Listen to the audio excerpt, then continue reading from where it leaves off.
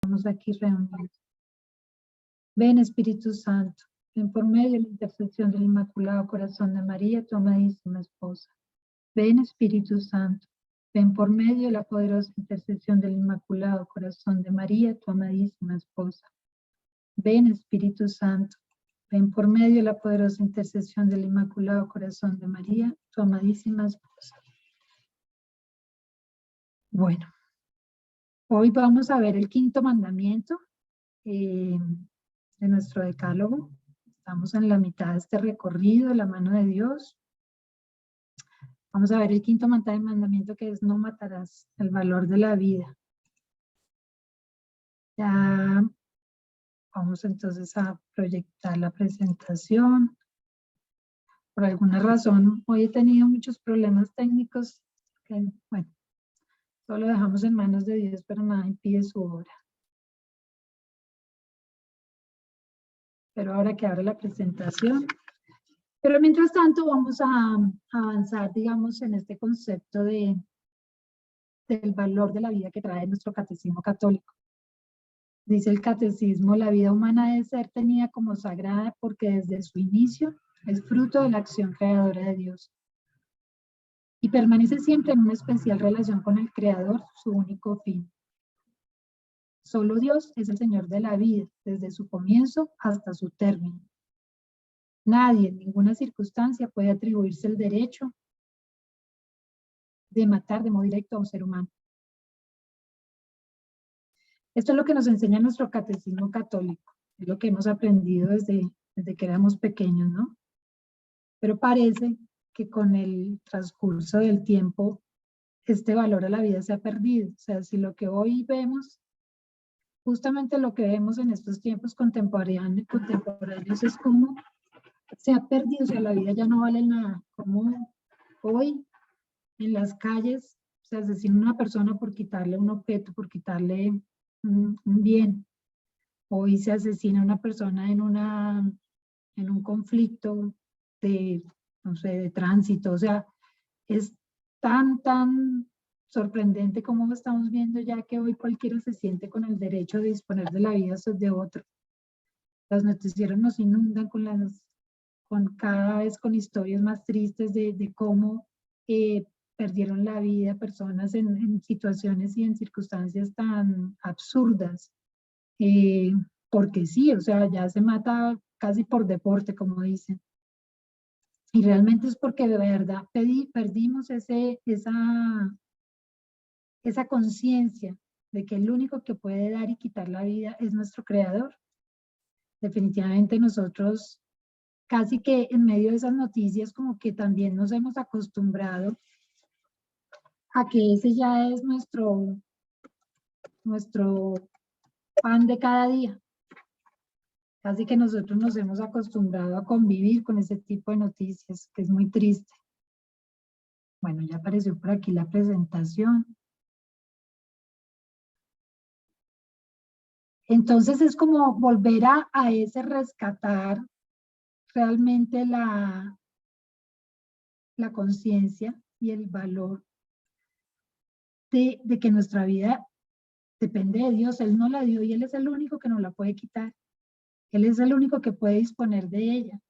Y vamos a ver cómo en diferentes circunstancias el hombre, digamos que se ha hecho verdugo de todos. O sea, se ha creído y se ha atribuido ese derecho de disponer, cuándo dar, cuándo quitar.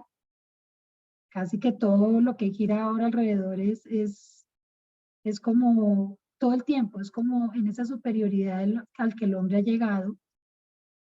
Es como siempre atribuirse o creerse dueño de todo cuando en realidad nosotros no somos dueños de nada, y eso es lo que hemos visto en todos estos mandamientos, cada vez que como que cada mandamiento nos lo va reforzando. Somos administradores, no somos dueños de nada. Por favor, ¿alguien me puede confirmar si ya se está viendo la presentación? Todavía no, doctor. No. Listo. Bueno, creo que ahora sí.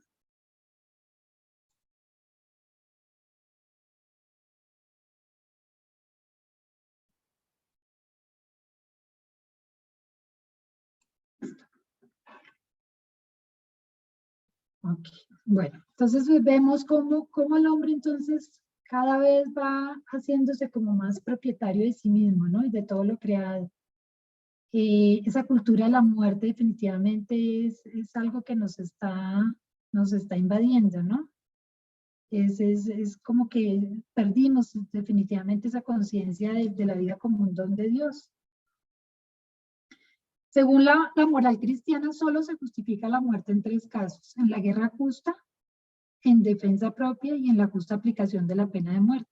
Esos son casos que incluso nuestro catecismo los trae así, tal cual. Digamos que yo pienso que Dios en su inmensa sabiduría y como ha iluminado a toda nuestra iglesia, ha hecho también, digamos, como en cada mandamiento nos van mostrando cómo no es esa regla tampoco rigurosa ni a rajatabla que no acepte ningún contrario, sino que dentro de lo que el hombre tiene que vivir y tiene que enfrentar, tiene también cada uno de esos mandamientos del decálogo tiene sus excepciones y que son excepciones válidas a los ojos de Dios. Entonces, pues claramente en la guerra justa, pues digamos que sabemos que el pueblo de Israel fue un pueblo de guerras, ¿no? Y en todas las guerras las libraba también de la mano de Dios.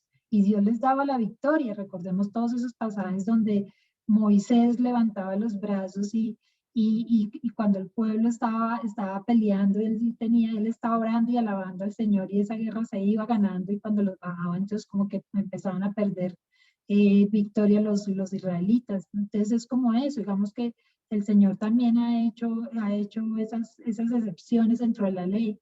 En defensa propia, pues porque obviamente el ser humano pues tiene derecho a defender su vida. Y eso es algo de lo que se encargan los mismos gobiernos en sus legislaciones.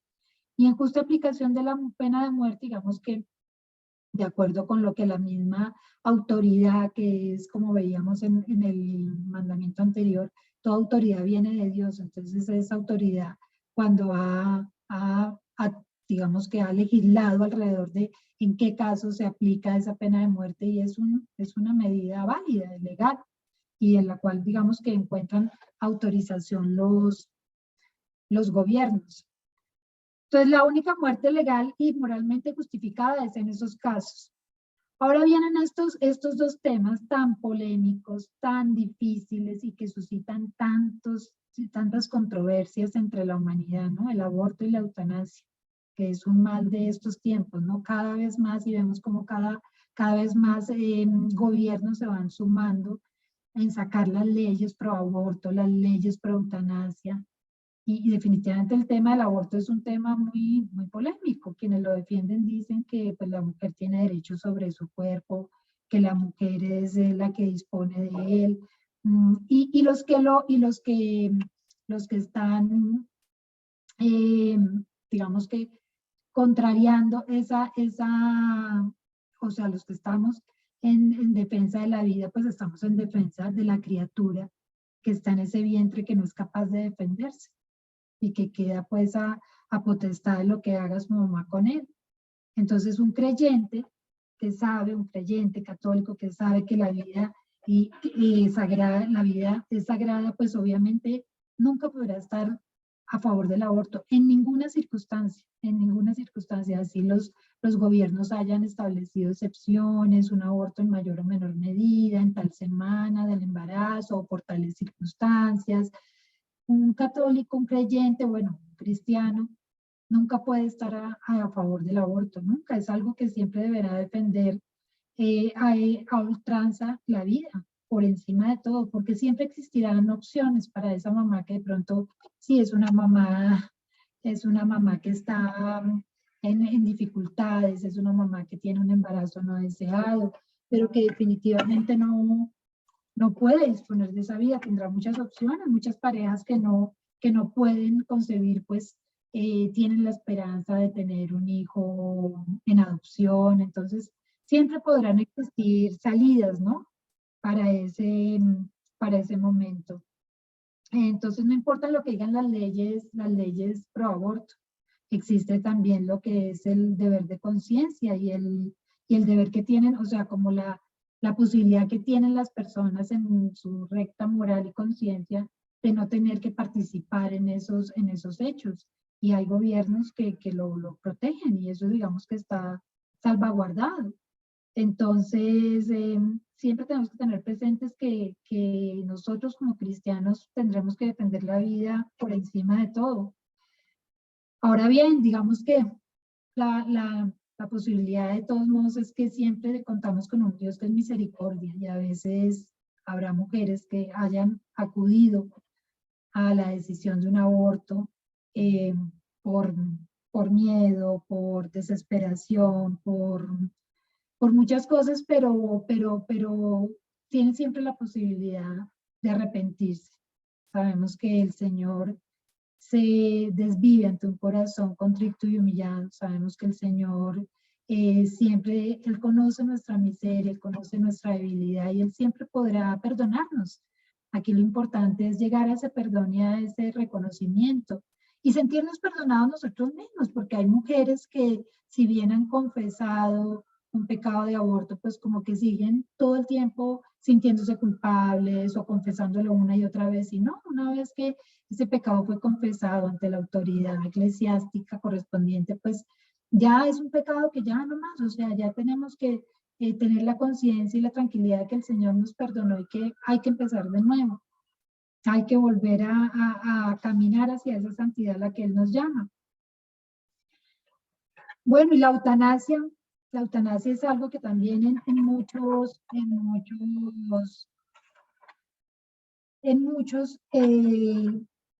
gobiernos se ha legislado alrededor del tema, pero también es algo que va en contra de este mandamiento.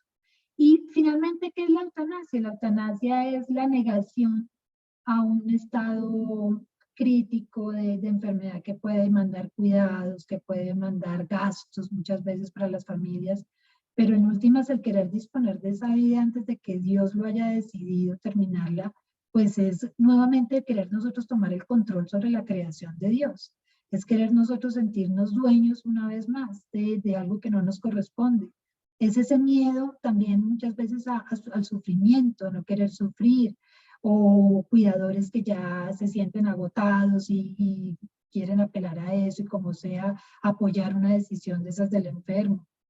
Pero nuevamente los que participan de manera directa o indirecta en este tipo de decisiones pues están violando este mandamiento de no matarás.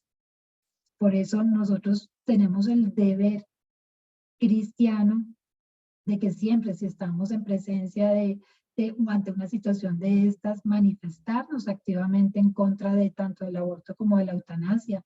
Porque es que muchas veces el hombre desconoce el valor del sufrimiento. En la enfermedad también hay un valor redentor y hay un valor purificador.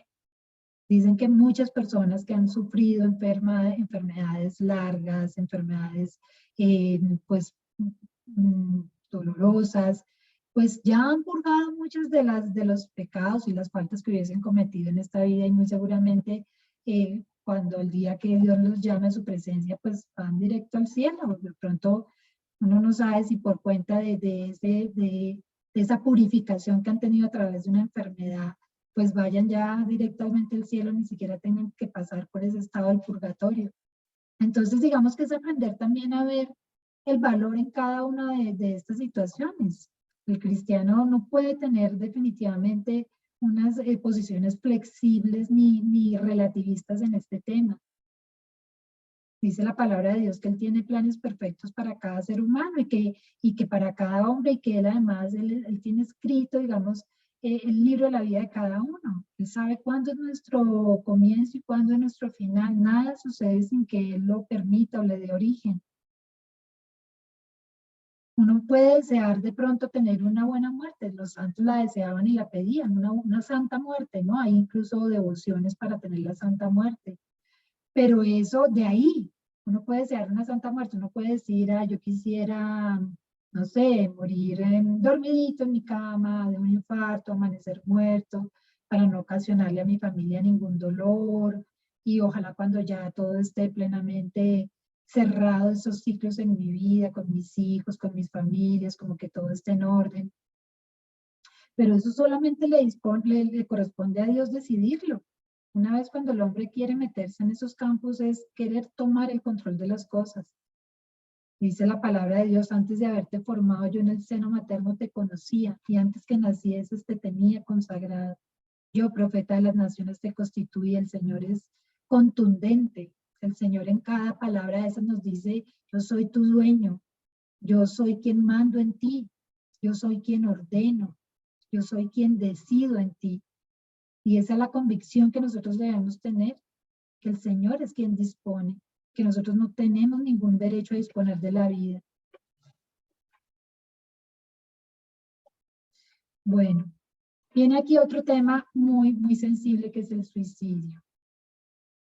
Dice la palabra de Dios, porque nadie aborreció jamás su propia carne, antes bien la alimenta y la cuida con cariño, lo mismo que Cristo a la iglesia.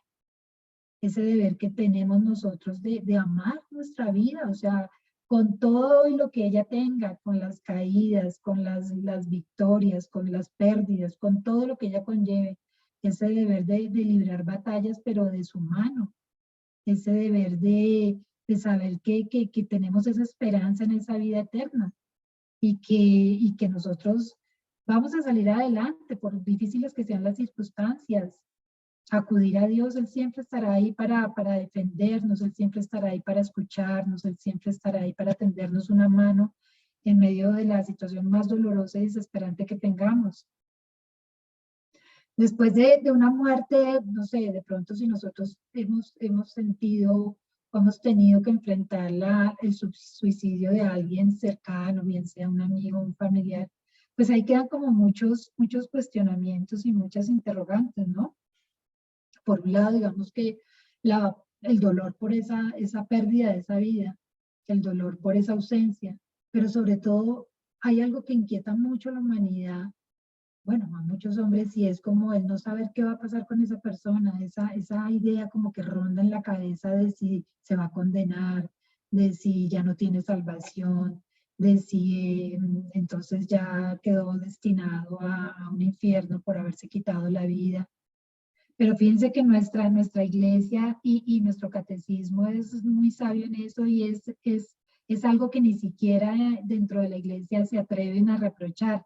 Dice la Iglesia Católica en el Catecismo, no se debe desesperar de la salvación eterna de aquellas personas que se han dado muerte.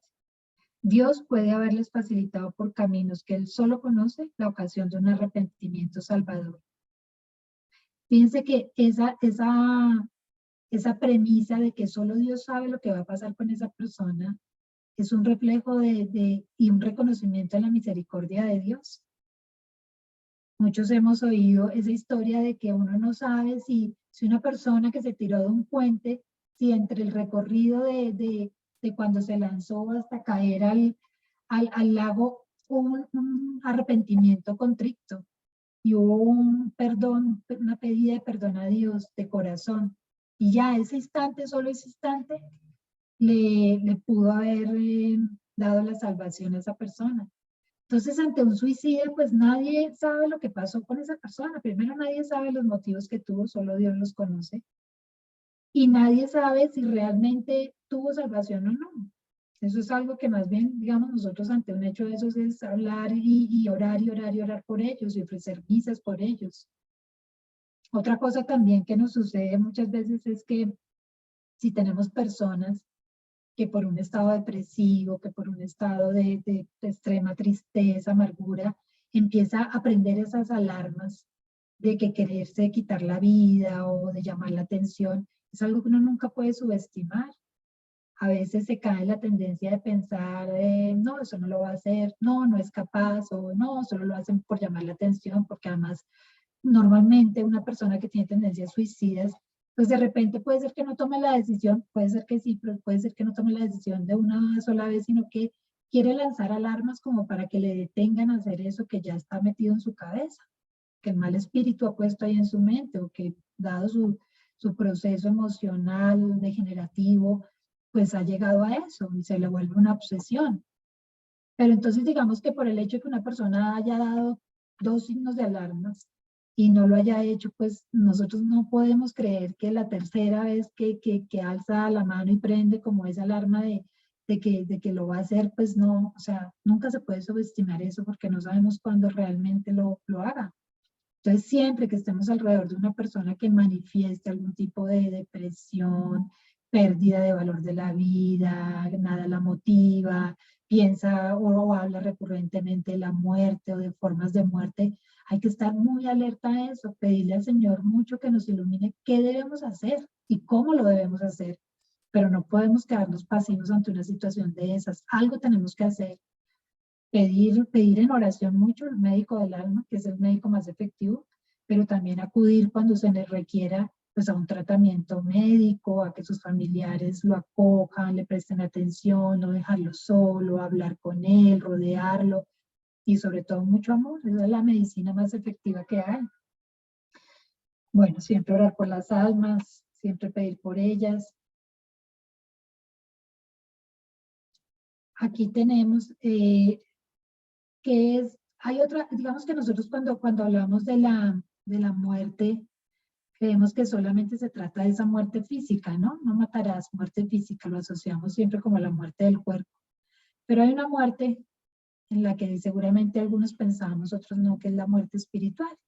Bueno, como los que siguen estos procesos de formación de Mater Fátima, yo digo que son personas por lo general ya muy formadas y en un nivel de crecimiento espiritual, pues saben que esa muerte espiritual llega con el pecado, ¿no?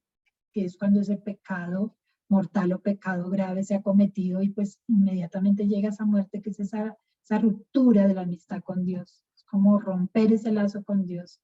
Se cae por pecado mortal, ya lo veíamos en ocasiones anteriores, porque se tiene conocimiento de la falta que se está cometiendo, se tiene un consentimiento, es decir, que yo quiero cometer esa falta, y es una materia grave, definitivamente eso es algo que está impactando gravemente a nosotros mismos o a otras personas.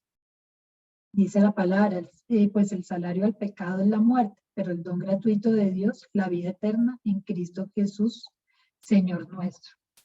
Entonces, esa clase de muerte, digamos que nosotros muchas veces la gente dice, no, bueno, yo no mato, yo no robo, yo para qué, ¿de qué me voy a confesar? Y no entendemos que cuando estamos cometiendo un pecado mortal, pues estamos matando el espíritu. Realmente ahí ya estamos haciendo una violación a este mandamiento de también, o sea, como que concurren varios mandamientos, el que fue la causa o por lo que cometí el pecado y este mandamiento donde también estamos matando el espíritu. Nuestra victoria obviamente estará en la resurrección del Señor y esa la alcanzamos a través del sacramento de la reconciliación, ¿no? Sabemos que cuando nos acercamos a esa confesión, como que nosotros nacemos de nuevo, es literal, nacemos de nuevo, es como que nosotros nuevamente estamos reivindicándonos y volviéndonos nuevamente sus hijos de Dios, volviendo a sus brazos, es como ese hijo pródigo que vuelve a la casa del Padre, arrepentido de su pecado y le pide perdón. Y ese Padre pues estará ahí siempre misericordioso, con los brazos abiertos para acogernos. Él sabe, lo dice su palabra, Él sabe de qué pasta estamos hechos y por eso Él siempre estará ahí dispuesto a recibirnos. Cuando nosotros llegamos con ese corazón contrito y humillado para volver a caminar de su mano, Él no se hace de rogar. Él es un Padre que siempre está ahí generoso, esperándonos. Entonces, es de humanos pecar, sí, pero es de hijos de Dios volver a Él, volver a sus brazos siempre, reconocer nuestro pecado. Y pues ya lo hemos visto también, no ser permisivos con ese pecado, o sea, no volvernos conchudos con el pecado. Por el hecho de tener a la mano el sacramento de la reconciliación, pues obviamente eso no nos debe llevar a ser como flexibles con el pecado y decir, ay, bueno, pues después me confieso, porque ahí estamos cometiendo un doble pecado, ¿no? Y obviamente ya pues el Señor, pues eso es poner muy triste al Señor, eso es crucificarlo nuevamente. Entonces esa muerte espiritual es otra de las formas de violar este mandamiento. Aquí hay otra cosa, y créanme que esto no es creatividad mía, todo esto es extractado del Catecismo Católico, y es cómo matamos también la armonía. Fíjense ¿y quién nos enseñó eso? De que el mandamiento de no matarás no era solamente matar el cuerpo, no era solamente quitarle vida al cuerpo, era matar algo más que eso, era matar muchas veces el amor, la fraternidad. Quien nos enseñó eso fue Jesús, ¿no? Fue Jesús quien llevó este mandamiento más allá, cuando Él dice que nos han dicho que no mataremos, pero que Él nos dice que cualquiera que ofenda, habéis oído que se dijo a los antepasados, no matarás, y aquel que mate será reo ante el tribunal. Y Él dice, pues yo os digo, todo aquel que se encolerice contra su hermano será reo ante el tribunal, pero el que llame a su hermano imbécil será reo ante el Sanedrín, y el que le llame renegado será reo de la cadena del fuego. Fíjense cómo es Jesús que nos lleva más allá. Por eso es tan importante, hermanos, cuando Él dice, yo no vine a abolir la ley, yo vine a darle plenitud. Es que realmente el Señor quería enseñarnos que los mandamientos eran mucho más de aquello de lo que estábamos viendo nosotros hasta ese momento. O sea, como que creíamos que este mandamiento se agotaba en no matarás y como que no quitábamos vida, entonces hasta ahí llegaba, ¿no? Él lo lleva mucho más allá.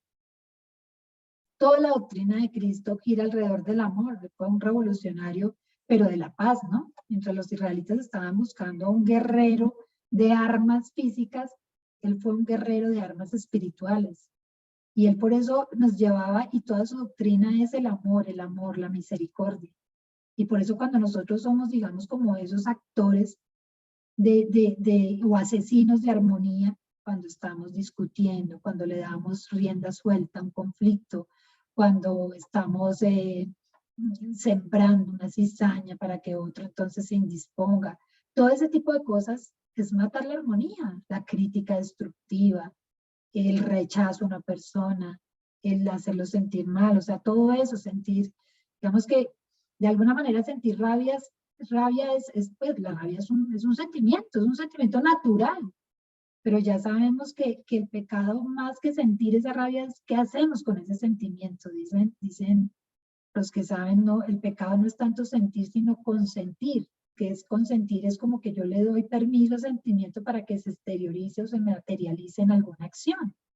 Yo puedo tener rabia en ese momento y sentirle y decirle, Dios mío, Señor, llévate esta rabia, llévate este sentimiento que no es tuyo, que me aleja de ti, llévatelo. Pedirle al Señor como que inhalarlo a Él, como que cuando respiremos pidamos como que fe, esperanza y caridad, llenémonos de virtudes y saquemos esa soberbia, esa ira, esa envidia, todo aquello que sea negativo. Entonces es como tomar conciencia de qué hacemos nosotros con esos sentimientos. Y claramente un crecimiento espiritual nos debe llevar por ese camino, a ir purificándonos, a ir cambiando vicios en virtudes, a ir cambiando pecados en la santidad. Será un camino que vamos construyendo durante toda nuestra vida, pero que obviamente se tiene que ver en crecimiento, ¿no? Uno no puede decir, no, pues es que yo soy así, ya no hay nada que hacer, voy a morir así. No, qué tristeza un pensamiento de eso, sería muy triste pensar así. Eso es perder toda esperanza. Nuestra esperanza está puesta en Dios y si nosotros no podemos, Él sí lo puede.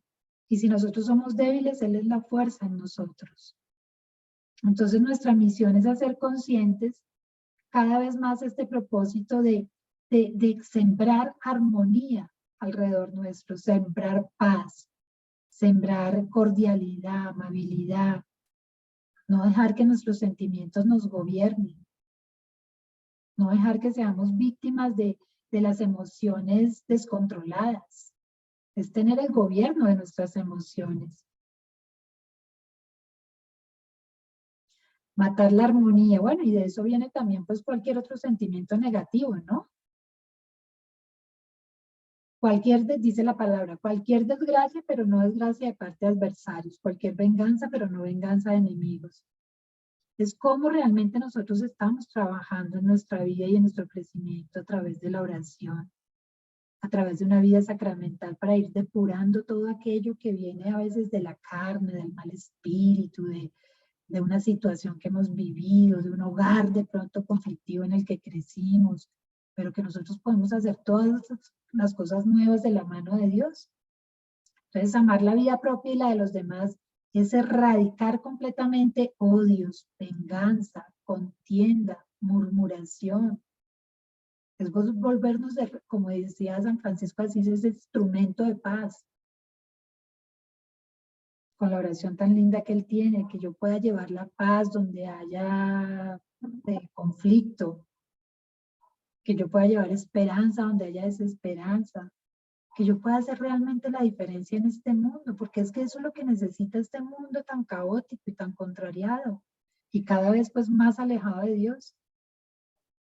El hombre fue creado a imagen y semejanza de su creador y él es puro amor. Luego, ¿qué tenemos que ser nosotros? Puro amor. Es como cuando uno dice, ay, ese niño se parece tanto a su papá. Bueno, uno lo dice físicamente o de pronto porque el niño adquiere algunos comportamientos, gestos, ademanes de ver a su papá. Bueno, que nosotros viendo a Dios encarnado en Jesús, en esa misericordia y amor que él tenía, nos puedan decir, esa persona se parece a su papá Dios. Esa persona realmente se ve un cristiano, porque se nota que es creyente. No sé si a ustedes les ha pasado, pero hay veces en que nos relacionamos con personas que, bueno, seguramente no nos conocen a profundidad, no saben quiénes somos, pero como que detectan algo en nosotros, como que, ay, tan querido, como tan cordial, como que, y de pronto si se dan cuenta que somos católicos activos, como que dicen, ah, yo sí decía, o sea, porque es que la religión no puede quedarse en ritos, no puede quedarse en cumplimientos. La religión debe llevarse a obras de misericordia, a obras de amor. Y esas obras se ponen en práctica cada día, desde que nos despertamos hasta que nos acostamos. Incluso somos nosotros los que tenemos que estar llamados a ceder muchas veces para ganar en amor. Si tenemos que ceder en nuestros propios intereses porque realmente no vale la pena, pues qué lindo es eso, ceder ese terreno para Dios. Que nos vean con ese amor de Dios, que realmente seamos un reflejo del amor de Dios. Y eso es a lo que nos debe llevar la oración, ¿no? A hacernos cada vez más conscientes de lo que tenemos que cambiar en nuestra vida, de pronto de lo que no estuvo bien, por eso tan importante el examen de conciencia diario. Ir caminando, pero para crecer mucho. Dicen por ahí que cuando la luz está lejos del piso, no se ve claramente lo sucio que puede estar, solo lo que es muy notorio. Si hay una lámpara, bueno, creo que este ejemplo ya lo había puesto, lo pongo en todas las sesiones, pero es que es muy diciente de lo que significa esa luz en nosotros. Cuando esa luz se va acercando a nosotros, que es Dios, pues empezamos a ver más y a detallar más esa mugrecita que hay en nuestro corazón y que nos puede estar impidiendo ese acercamiento a Dios. Entonces, aquí, digamos, la reflexión es realmente si nosotros somos constructores de una vida llena de amor. Porque si no es así, y somos nosotros los que estamos siendo piedra en el zapato de otros, y somos nosotros los que estamos siempre siendo los originadores del conflicto, de la discordia, del pleito, pues ahí claramente estamos violando este mandamiento, porque estamos matando la armonía. El escándalo. Dice la Biblia, dijo a sus discípulos, es imposible que no vengan escándalos, pero hay de aquel por quien vienen. Nuestro catecismo nos enseña que el escándalo es esa actitud o comportamiento que induce a otro a hacer el mal. El que escandaliza se convierte en tentador de su prójimo, atenta contra la virtud y el derecho, y puede ocasionar a su hermano la muerte espiritual. Por eso el escándalo es algo que el catecismo trata dentro de este mandamiento. Porque muchas veces nosotros somos piedra en el zapato de otras personas, o porque somos cizañeros, o porque estamos repitiendo rumores que no tiene sentido que estemos repitiéndolos, porque estamos como que replicando cosas hartas, incluso la maledicencia, que es cuando yo destaco los defectos de una persona, así sean reales, así sea verdad que esa persona sea así, pero si yo los estoy destacando y hablando a la otra persona de eso, pues la otra persona si no había pensado en eso, pues va a empezar a pensar en eso. Y ya ahí estamos sembrando un mal espíritu. Estamos matando la armonía y todo. Por eso nosotros también podemos en ese escándalo ser causa de la muerte espiritual de otros. Las tentaciones que se le ponen a otros. Nosotros tenemos que el compromiso de llevar una vida con Dios, ser ejemplo de fidelidad en ese cumplimiento de los mandatos. Creo que ayer el evangelio era eso, ¿no? El cumplir los mandatos y enseñarlos a otros. O sea, no solamente encargarnos nosotros de ser fiel en el cumplimiento de los mandamientos del Señor, sino también de enseñarlos a otros, con los niños pequeños, desde chiquitos. enseñarles ese valor de la vida, enseñarles que el aborto está mal, que la eutanasia está mal. No importa que el mundo les esté dando otro discurso, no importa que todos los estímulos externos que ellos tengan vayan en contravía, que lo que vean por las redes o lo que vean en el televisor o lo que vean les diga algo contrario. Nosotros tenemos el deber de decirles lo que es la verdad que viene de Dios, la verdad que está en la palabra de Dios. Y llevar esa vida, pues que sea una vida digna de imitar. Obviamente es una lucha y obviamente tenemos caídas porque pues somos débiles, pero es un compromiso de amor, ni siquiera es un compromiso por el miedo al castigo, por el miedo al infierno, pues también debería estar presente eso, ¿no? ¿Quién no quiere ganar el cielo? Pero es un compromiso de amor con el Señor, es un compromiso de que cada vez que vemos ese crucifijo decimos, Señor, que valga la pena todo lo que hiciste por nosotros, que le demos un sentido a ese sacrificio tuyo y haber derramado tu sangre por nosotros.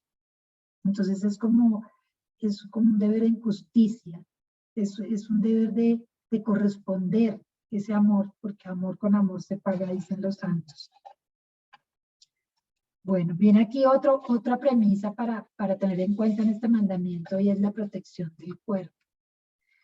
Dice la palabra que ni hay riqueza mejor que la salud del cuerpo, ni contento mayor que la alegría del corazón. El cuerpo es templo del Espíritu Santo, ¿no? Y cuántas veces en este mundo que se ha vuelto tan hedonista, que es como esa búsqueda de placer, como fin último de la satisfacción, pues se hace de todo para alabar, pues porque casi que el cuerpo se convierte en un ídolo, ¿no? Entonces tratamientos médicos que para rejuvenecerse, que para, bueno, estéticos, para verse 20 años más joven, y con eso estamos perjudicando nuestra salud, estamos deteniendo un proceso natural, un deterioro físico natural.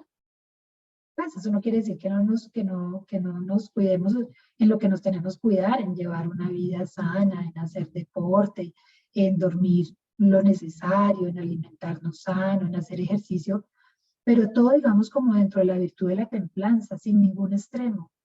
Porque cuando llevamos estas cosas a extremo, también estamos atentando contra nuestra vida. Y ahí estamos violando este mandamiento. Cuando caemos en los excesos, simplemente ya no por cuidar el cuerpo, sino por placer o por vanidad o por vicios, como son la drogadicción, el alcoholismo, el tabaquismo, pues ahí estamos atentando contra un don de Dios. Nosotros somos obra de Dios, eso es lo que hay que tener mayor conciencia, somos la obra de Dios, somos su creación y nadie más puede disponer sobre nosotros sino Él. Y nosotros como fieles administradores nos corresponde pues cuidar lo que Él dejó a nuestro cuidado, que es nuestro propio cuerpo, nuestra propia vida, nuestra salud.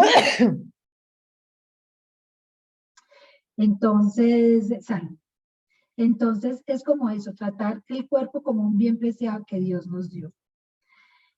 Bueno, amar la vida es eso, proteger nuestro cuerpo, dejar, digamos, como tanta mentalidad de lo superficial, de las banalidades que tanto nos llevan a destruir lo que el Señor nos ha dejado. Y en este momento hacemos esa oración a nuestra Virgencita, para que ella interceda por nosotros. Virgen María, intercede para que cada día despierte reconociendo y valorando la vida como el regalo más preciado de Dios. Es decirle a ella, ayúdanos, Madre, ayúdanos a entender que esta vida que tenemos y este cuerpo que poseemos es un regalo de Dios y tenemos que cuidarlo y tenemos que alimentarlo más que del pan, espiritualmente, de la palabra. Y bueno, los propósitos que quiero dejarles e invitarlos a llevar a cabo es que seamos defensores de la vida de principio a fin, no seamos pasivos. Cuantas cosas nos inviten a hacer para defender la vida, hagámoslo, sin miedo. Dios no nos ha dado un espíritu de temor, ni de timidez, sino de valentía. Entonces hagámoslo, que nos invitan a hacer una oración por la protección de la vida, esas campañas que hay tan bonitas de los 40 días por la vida, no sé, cosas que nosotros podamos hacer, hagámoslas, pero que nos vean como unos católicos realmente activos y defensores de la vida. calmar la ira, respirar profundo para no convertirnos en asesinos de armonía. Hay un ejercicio que a mí me gusta mucho y es como a través, ustedes saben que los santos que meditaban también recomendaban mucho las oraciones y meditaciones como al ritmo de la respiración. Entonces, cuando nosotros estamos en cualquier momento del día que lo podamos hacer, tener ese espacio es como, y hacemos ese ejercicio de inhalar profundamente y exhalar, poder inhalar a Dios a través de las virtudes. Entonces, por ejemplo, inhalar la fe, la esperanza, la caridad. A medida que vamos inhalando profundamente, traer esas y hablarlo y decirlo, traer esas virtudes a nosotros. Y exhalamos la soberbia, la pereza, la envidia. Y en 2 tiempos podemos agotar las 7 virtudes y los 7 pecados capitales. Inhalamos la prudencia, la justicia, la fortaleza, la templanza. Y exhalamos la avaricia, la lujuria, la gula, la ira. Fíjense cómo en cosas que aparentemente son tan sencillas, pueden ser tan efectivas. Porque en la medida en que nosotros estamos tomando profundamente la respiración, estamos haciendo al tiempo un ejercicio de inhalar a Dios y todo lo bueno que hay en Él, y de exhalar todo lo malo que hay en nosotros, como la carne, como esa debilidad, que a propósito y conscientemente la estamos sacando porque nos queremos como liberar de todo aquello que nos aleje de Dios, sin caer obviamente en un rechazo de nosotros mismos, sino con la misericordia que Dios nos llama a tener sobre cada uno. En oración pedirle a Dios que mi vida no sea un motivo de escándalo, ¿no? Por el contrario, se asemeje cada vez más a la oral del Señor. Que seamos, como dicen, ese evangelio que muchos no leen, pero que con nuestras obras estamos llevando ese mensaje del Señor siempre, siempre. Estamos transmitiendo amor siempre. Dormir bien, lo necesario, lo necesario. Cada cuerpo es distinto y cada cuerpo sabe, digamos, como cuáles son sus horas suficientes para reponerse cada día. Comer bien, lo sano, normal, sin extralimitarse, hacer un ejercicio normal para cuidar el cuerpo, que es templo del Espíritu Santo. Y con la gracia de Dios, ser guardián de nuestra alma para no caer en la muerte espiritual. Sentirnos esa conciencia de estar haciendo las cosas bien y con Dios, pues eso ya va a traer salud a nuestro cuerpo. Esa conciencia tranquila va a traer como serenidad y con eso como paz. Y bueno, en los momentos que venga la turbulencia y el huracán de emociones y de situaciones que pueden desestabilizarnos, acudir a la oración, acudir al sagrario, acudir a la Eucaristía, llenarnos de Él, porque Él siempre será nuestro mejor remedio. Bueno, eso era lo que les quería compartir hoy. No sé si quieran compartir algunas de sus reflexiones, si quieran contarnos algo, no sé, o como bien tengan. Sería bueno también que se animaran a compartir, ¿no? Hay muchas cosas, nosotros aquí estamos aprendiendo unos de otros.